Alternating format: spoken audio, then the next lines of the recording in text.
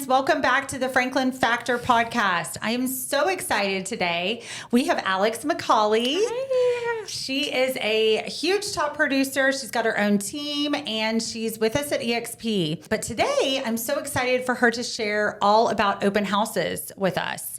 So she has mastered how she prepares, how she converts clients, and has turned it into a lead referral machine. So I'm so excited. Hi, Alex. Hello. Thank you for having me, Sarah. Yes, I'm so excited. I know. I feel this is such an honor to be here. I really feel like you guys have really like changed my world coming over to EXP and like being just underneath y'all's mentorship. It's been a really good adjustment. Well, I think you've done pretty well yourself. How long have you been in real estate? So I celebrated 10 years in April. So like really in production. Well, tell us a little bit about kind of how like your transition into real estate, like, cause you were doing investments first and stuff like that, right? So give us a little bit of that. Well, I guess like backstory that a lot of people don't know, which will kind of lead into like this whole topic of open houses, but I'm not originally from Texas. I met my now husband, Darian, on an airplane. That was,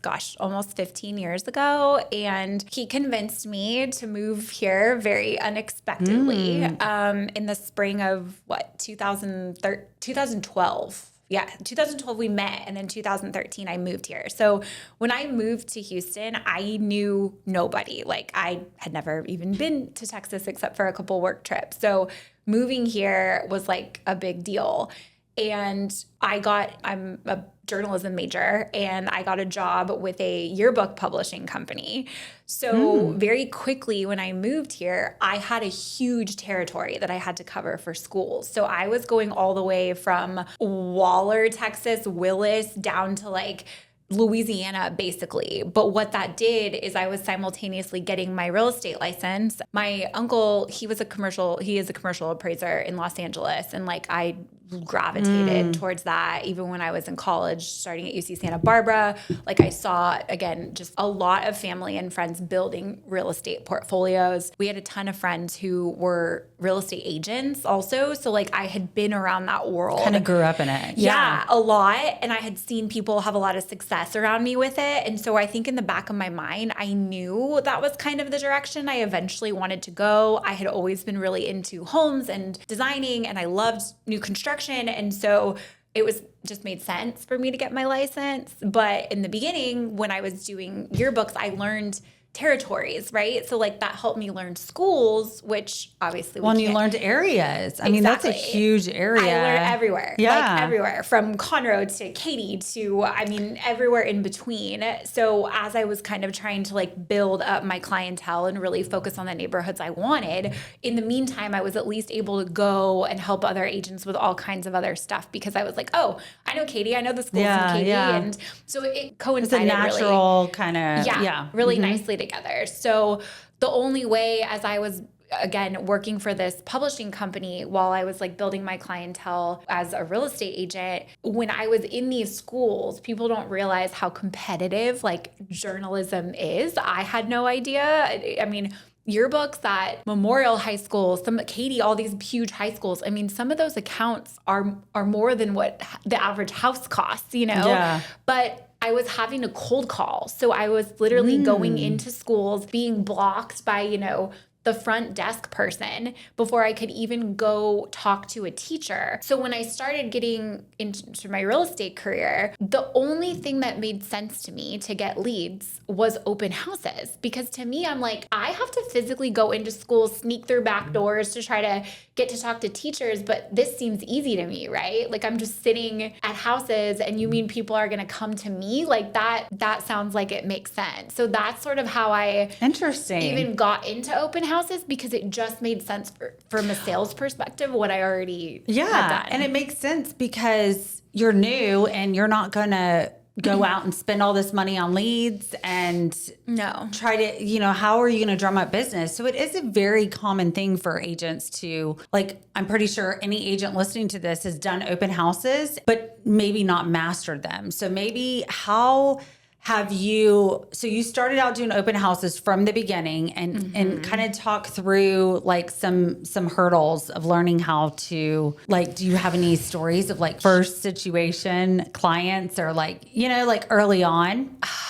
I mean, I think I was lucky from the beginning because I think when agents first start, you get your license and you're just thrown into like figuring it out, right? And there's so many different avenues you can go. You can call FSBOs. They talk about, I don't know if door knocking's even a thing anymore. Anybody pushes it to me. I'm like, we live in Texas. I don't really think we should knock on doors anymore.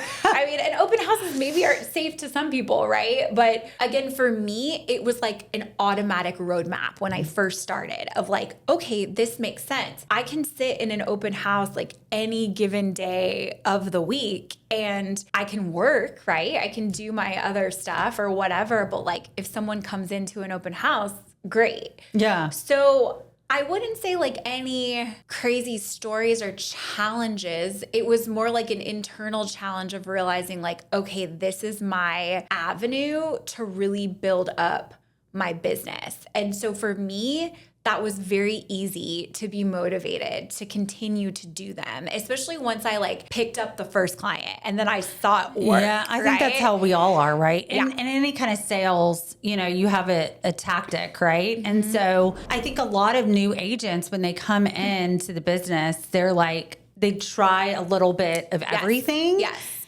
And to me, what it sounds like is you found one that like, okay, this makes sense. I can see how naturally I did this before. I think this is a great, kind of complements it. And then I'm just gonna, in your mindset, like I'm gonna do this X amount a week or whatever it is. And you did it. Like I started 7 days a week. I was doing open houses. So that was your office, is going to an open house. That was my office. Some days I would literally do 2 in a row. Yeah, I would do them for whoever needed to. I also realized quickly after having such a big territory, like with my other sales job, I learned and really honed in on the neighborhoods that I wanted to become an expert and focus on. And so that's where I really focused on doing open houses as well. And over time, what started to happen is I would sometimes run into the same people, right? Like months later, people would be like, oh, I saw you at this house. And I think agents get scared because they're like, well, I don't have any listings. Like I didn't have any listings, right? But like I found other agents in my office that I respected. Their listings were in neighborhoods at the price points that I wanted to reach. And so I would just go after those agents. And one of the other big things I learned is I didn't care about days on market for those homes. I would pick a house in a neighborhood that I gravitated towards and liked and felt comfortable in the space. And then I would continue to do open houses at that property until it sold. So I also wasn't jumping from like neighborhood to neighborhood or random house to random house. So you became a pro on that house. Yes. And that made me feel in That's the beginning. Awesome. That's really good to know because I don't think I've ever heard that actually. 2 things that you said that I think are huge. One of them is you did it every day. Every day. I don't know anybody that does that. Usually teams that I know of, they'll do it where they require it for that a certain amount per weekend. But I've never heard of every day. That's amazing. And that's grit. And so I think that's a huge thing that I think a lot of people want to come into real estate because it's cool and it's houses and it's design. And it's like, that's really not any of it. It's selling the house, working with clients and getting them to overcome objections and find the house. I mean, there's so much more that pretty houses, right? Mm-hmm. The second thing you said that I think is huge is that you stay with the same house. You're not just going for the new listings. Nope.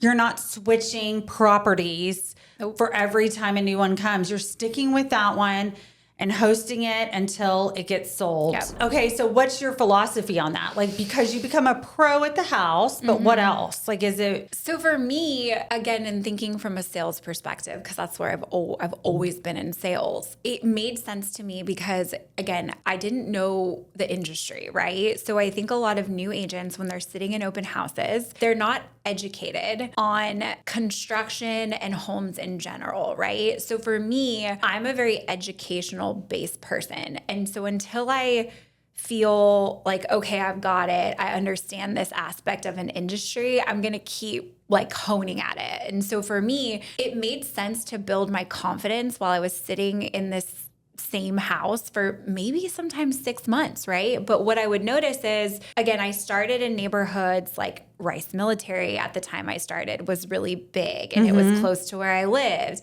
which then led me into like the Heights, which was the big neighborhood I wanted to work, and Oak Forest and Garden Oaks and Spring Branch and Memorial, which has always still kind of stayed. But for me, not only was that the case, but I would look at homes. Okay, my biggest things were I would look at the agent who was selling it. So how much production are they doing? Are they getting traffic, right? Like just to their website, to HAR, like that just was a big part of it. What did their pictures look like online? So I would always pick houses that showcased well online, right? Makes sense. So are they staged? Like, again, to me, I'm a huge believer in staging. That's something I've always just been told, like, it's going to help you sell the house. So, like, usually I would try to pick homes that were really nicely staged. Yeah. And I know that for fact. I mean, homes that have been staged sell much quicker. And it's easier to show. It makes sense, right? Okay. So staged, good photos. The agent, and then I would look at just the neighborhood in general. Do I like the neighborhood? Do I like talking about the neighborhood? Do I know the neighborhood? I got really good before picking the open houses that I would go to. Before I would do them, I would become an expert on the neighborhood, right? So not only when people were coming in, it wasn't just that I knew the house and I knew all the things, but it was the lifestyle really that we're trying to help somebody with, right? Yeah. So 9 times out of 10, when somebody walks into an open house, they are lying if they say they have an agent. Like that was one thing I also learned too. Or if they do, and again, we'll talk about scripts here in a minute. But for me, I was learning yes, my job is to answer questions about the house, but you have to get these people who are coming in, strangers, to feel comfortable talking to you, right? And I realized most people who come into open houses are very guarded because the first question an agent's going to ask is, "Oh, do you have a realtor?" Like I can't stand that question. So I learned how to tweak my words, which is so important in sales, to have the right terminology. But also it wasn't about pushing the house necessarily. No. It was more about do you have questions about the neighborhood? I live close by. Like that was always something that people who came in could gravitate towards, and I noticed that they would open up to me a lot faster if those were things. And again, if I felt comfortable in the house being there so long, even questions that people would ask, I would immediately go back to the agent and be like, okay, so-and-so asked these questions for today, like give me the answers. And then I would have more ammunition the next time I did it. Yeah. And my follow-up process was easier too, because I was actually providing valuable information to people that most of the time, 99.9% of agents who do open houses have no follow-up process. And that was just mind-blowing to me as well. Like, I feel like you're touching really, really good things that I'm like, I hope my team is listening to this. Like, for one, having a value. We talk about that all the time, like providing value. An open house isn't just to sit there and do it because the seller wants you to. So kind of going back to a little bit on how we did it, like growing up in the industry, my dad was so against open houses. Really? Because why? Mainly because of sellers, because we only really worked with sellers for the longest time because of our move up buyout programs. Okay. We weren't working with buyers a lot. And so when a seller normally asks you, hey, can we do an open house? The neighbor did an open house. It was like, oh God, that's not going to sell your home, right? Because it doesn't. I mean, it very rarely does it ever really sell that home. It's for drumming up new business buyers, essentially. I mean, obviously, we can talk about that in a minute too. Like, have you gotten sellers from it? But unfortunately, I'm okay with doing them. Of course, like I'm all about that. If it's person that's actually going to do the things, providing value, preparing, having those being confident in answering those conversations instead of just using it, like you said, you go to work there, but not when someone's there. Right. Like I feel like a lot of times they're just taking it. I mean, we have to pay agents on our team or at EXP to do open houses. Okay. All right. That's interesting. Yeah. So you're thinking. And this is why you're here, because I'm like, if we could change the mindset around open houses to where, because I live in those areas, you live in those areas that so many successful agents do open houses. That's how, and they'll do them during the week, as just brokers or as a first time it goes on the market, you have to come to the broker, to the open house or that first weekend. And I'm like, I see my agents don't necessarily, but I believe that comes from us because we kind of had that philosophy. Like whenever I did an open house 15 years ago, I was doing it just to make the seller happy. Got it. Okay. And so I think you, like being here, can really help with like, okay, let's shift the mindset, right? Like, let's use this time. How can we provide value to this client who may or may not have an agent? And okay, if they have an agent, you're already there. Yeah. Like, why are you not going to help out? No, that's wild to me.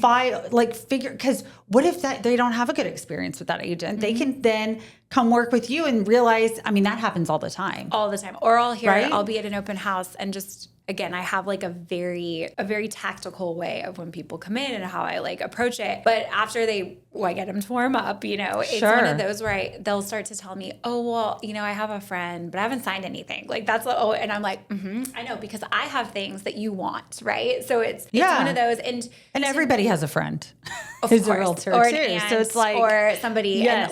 and we can both attest to this. Working with your friends and your relatives is usually the worst case scenario ever. Doesn't ever work out and well. Sometimes too, I'll say it, and there's so much to it, but like if somebody is coming from, like I did an open house the other weekend and it was random. Like 8 people came in and they were all from Katy. I was like, this is weird.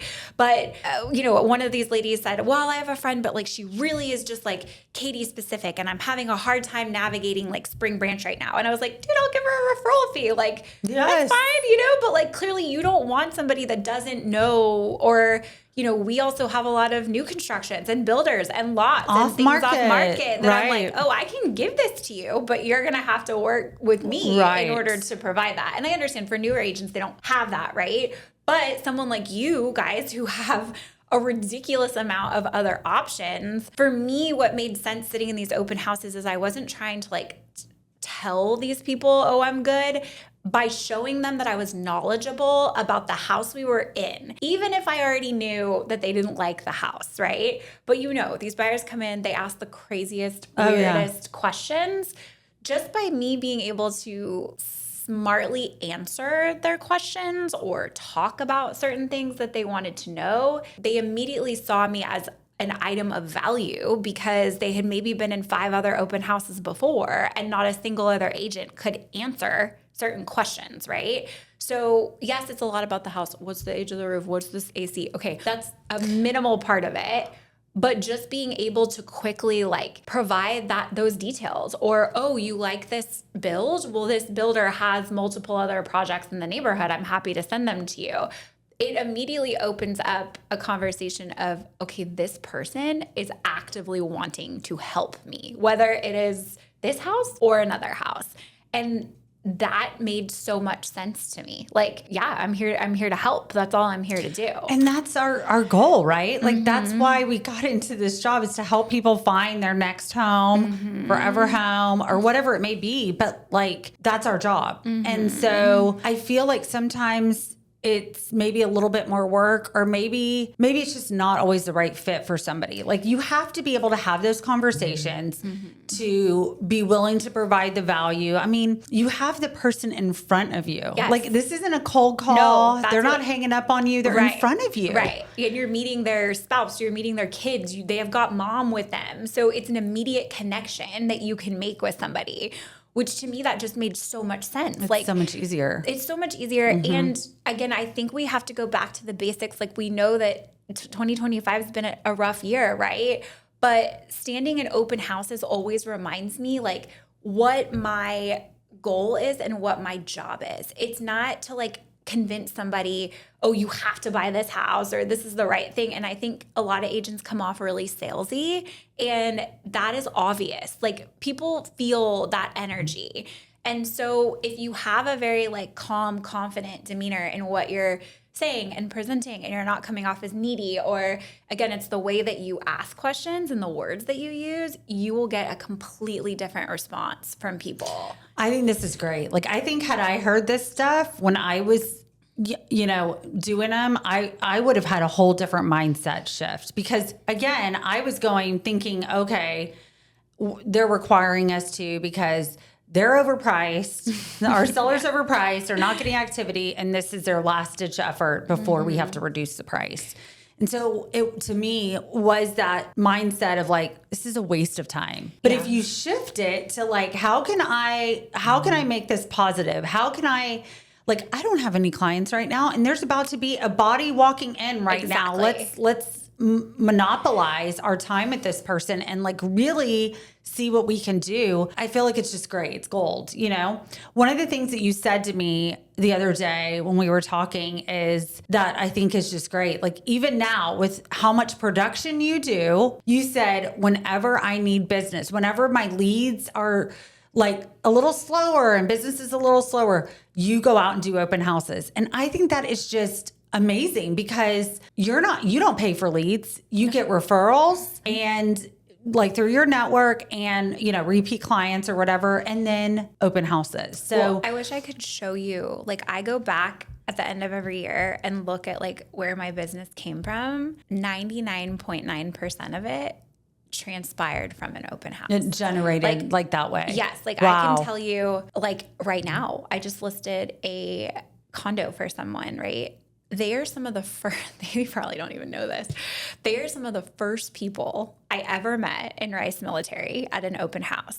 We've done at least 7 transactions together. Wow. They've become like dear friends of ours. Like, husband plays golf with Darian. Like, he's a commercial lender, which also like worked out.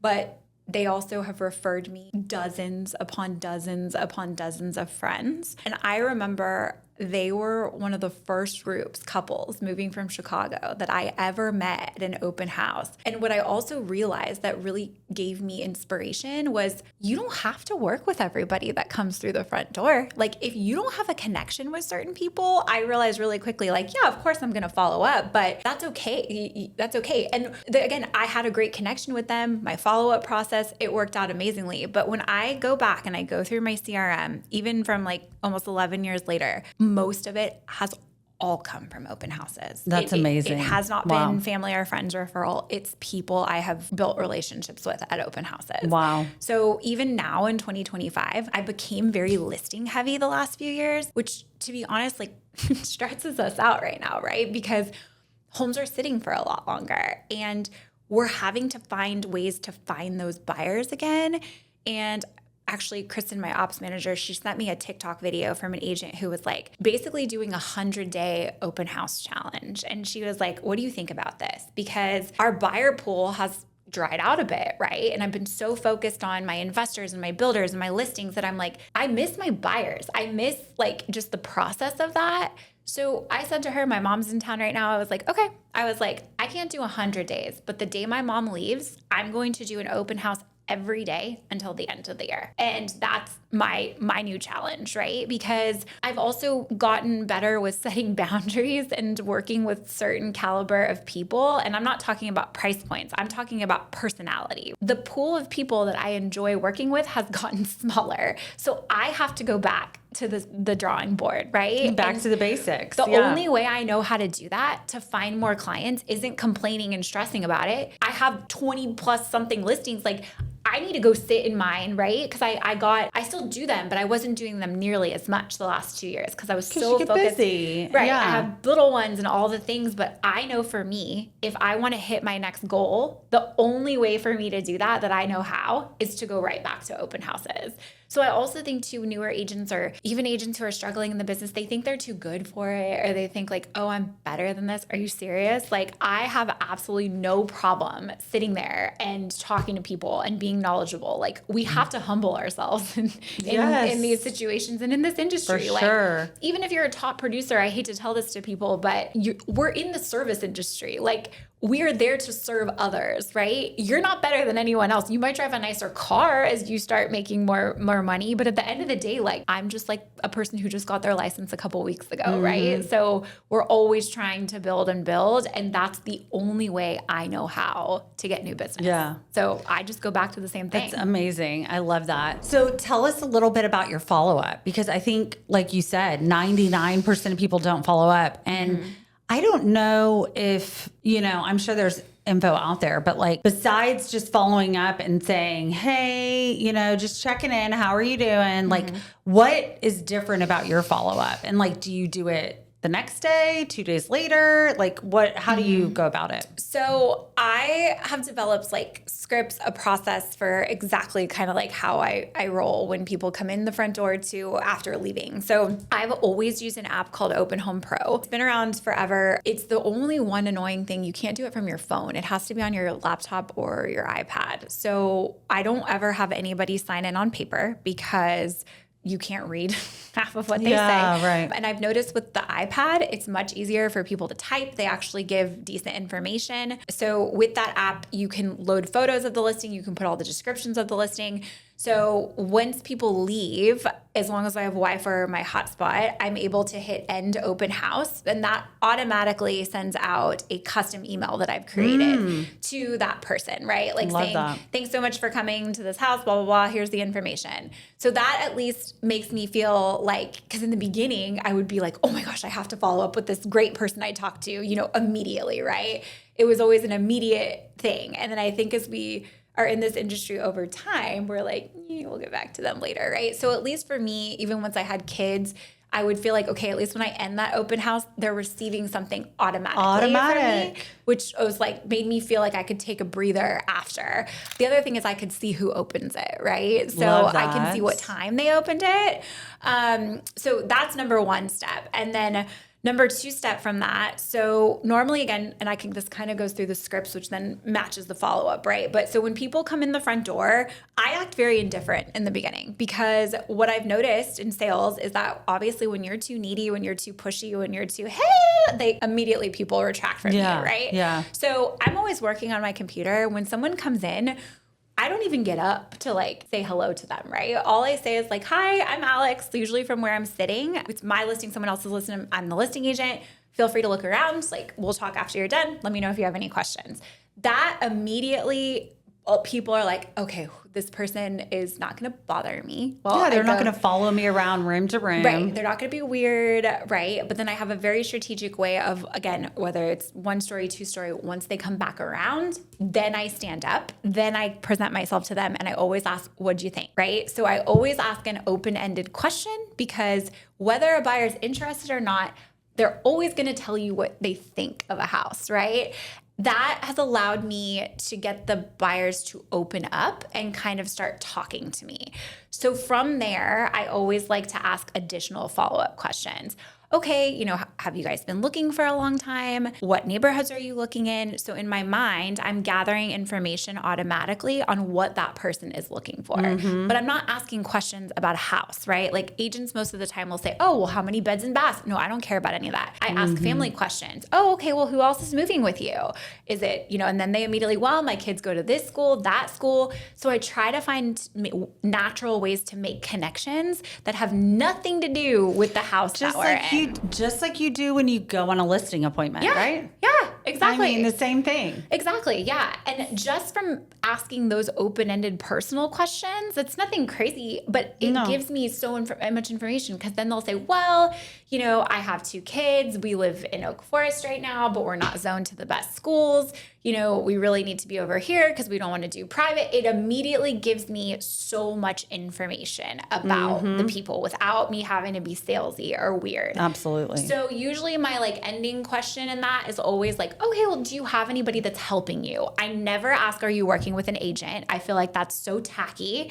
And when I say, do you have anyone that's helping you? I always get a better response. Like, well, maybe. I love that. Kind of. I've had someone that maybe has sent me stuff. And then all I say is I never ask. I just say, okay, awesome. Well, the sellers require that you go ahead and sign in, right? Because they're coming into somebody else's home. Like new agents will always ask me if I'm training them, like, well, it's weird to ask someone to sign up. No, it's not. They're coming into somebody else's house. They're going to do what I tell them to do. Like, that's not weird. That's just like, hey, if something gets stolen later, I need to know like who the hell's walked through the door, right? But again, it's the way I present it. I'm not asking, I'm telling them. And I'm literally handing over the iPad like, hey, and then I always usually make a joke. I'm not going to send you any crazy like spam emails. It's just my seller requires this. Okay. So then as they're filling it in, I usually just ask like 5 basic questions. With Open Home Pro, you can set it up where you have like a series of questions. It's very easy. Like, how soon do you want to move into something? Contact information, email, cell phone number. Are you working with someone? Like, I keep it very simple. It has another list that you can ask, but I like to keep it short. And then without even saying anything, I just tell them like, again, it was so nice meeting you. Just so you know, like I also work with a lot of builders, investors. We do a lot of off-market properties. And even if you're a new agent, when I was newer, you always have to remember whatever brokerage you're with, EXP, your team, they might not, that personal agent might not have listings, but the team does. Exactly. EXP does. Like, so you're not lying by saying like I always use the word we. Like it just sounds, it's cohesive. It's not me being selfish. It's just we have a lot of other opportunities that we can send to you and share with you. I'll go ahead and set you up on a custom search, which basically based on the criteria you've given me today, you're going to receive that from me later today. If there's anything that pops up on that list or private list that I send you that you want to go take a look at, feel free to text me or call me and we can go from there. 9 times out of 10, then I send a private email follow-up same day. If I can't get it to the same day, I'll do it the next morning. But then regardless of whether they've asked me to or not, I always set them up on a custom home search. So you do set them up? Always, yes. That way it's automatically being set up. So I'm proactively starting to send them things without them even telling me yes or no. I don't give them the opportunity to tell me, no, that's okay, we don't need it. So essentially what you're telling me is with the sign-in, with the home search stuff, you're kind of just being direct, but not. Like you're not asking them. It's the way you word the questions or the statements, essentially. And 9 times out of 10, someone's not like, oh, no, I'm not, I don't want anything. They're like, oh, okay. Like, I'm just guiding people. Yeah, you're not asking them to sign your representation agreement. No, people want to be guided, right? They want to be told what to do, basically. And I think that's where a lot of agents fall short. They feel like they're not worthy enough of providing information. And that's really what people are. They're looking for someone to guide them through this process. They don't do it every day. No. And even the ones like, the most shocking, sometimes people who are super rude to me, like this is the other thing, or people who are weird, don't ever discredit them as like, oh, I'm not going to follow up. I've had the rudest, weirdest people, like I still do my same follow-up process, but then I notice, oh, they started following me on Instagram. Oh, I can see them opening my monthly newsletter. Months later, I'll get random emails or calls like, hey, I randomly met you at an open house 6 months ago. Like, we're ready. And then after you've set up the search, do you continue reaching out to them? Like, what's your process after? Yeah. So again, and that's a lot of gut feeling, right? Okay, so like based on the conversation. Yes. Like once the search is set up, you can see if people open those emails through the MLS. So then I'll hone in on like who's actually looking at those emails, right? So then we have like a 7-step process for that where I will continue to follow up with that person every week for the next 7 weeks. If I'm not getting anything after that, then they just automatically go on our, monthly newsletter campaign. Set and forget, right? Again, it's gotten to be so big that when you meet that many people, our world is a numbers game, right? Like it drives me crazy when open house agents are like, oh, only one person came today. I was like, who cares? Like that one person could all give you need is one. All of it. Like I have a $4.7 million house under contract cash right now. I met that person at an open house. And I had multiple other agents in the neighborhood tell me, we know that guy, he's never going to buy anything. And I was like, no, none of you gave him the time of day. Like, yeah, he's tough. Like, yeah, it took us a long time to get there, but I stuck with him, right? Like I saw the need, I saw what he needed, did all the things. We looked at all the open houses, like he signed the buyer's rep. There you go, right? And then I'm about to sell 2 additional lots for him, each at $2.5 million each, trying to find builders for those. That could turn into additional business. Like this is how it works. That day, only one person came to that open house, and it happened to be him. So Wow. Yeah. I always tell people, don't ever discredit the conversation that you've had in those open houses. Like, I have met so many amazing people, and it's opened so many doors. I wouldn't be sitting here where I am today if I didn't do open houses. That's crazy. I mean, I just love it. Yeah. It's some really good stuff that I'm learning, because that's just not how we've done it. And I think so much of this would be so good. Like, lots of good stuff for any agent, new or somebody who's been doing business but is dried up and needs to do stuff. It doesn't cost anything besides your time it doesn't cost perfecting anything. your scripts and what you're comfortable with saying. But you already gave a bunch of good tips on scripts, which is amazing. And what I felt too, again, like I got to kind of a place where I was running like things, and I felt like very disconnected from my clients, because again, I was like passing things off and realizing like when I sit in an open house, it immediately brings me back to those first few years when it was like the hustle and the client relation. And I need that personally to remind myself of why I love what I do. And when I meet new people that I genuinely see like need help, like I'm like, oh, these people are all over the place. Like we got to hone them in. That is the most enjoyable part of my rewarding. job. It's so rewarding. It is. And seeing people struggle and not like being like, someone's helping me, but they're sending me things that aren't making sense. And it's like, okay, we really are here to help you. Like, and like you were asking me earlier, does it lead to listings? Which I know agents think like, oh, I want listings. Okay, 9 times out of 10 right now, especially, those people have to sell. So a lot of times I get both sides. Like it's, they come in looking before they put their house up for sale. Correct. And I think for like, that's why I've like, again, I really am excited about doing this challenge again myself, because as we know, 2025, we've seen all these buyers circling, right? So many people are just like, oh, I'm doing my research right now, but we're not ready. We want to see what rates are doing.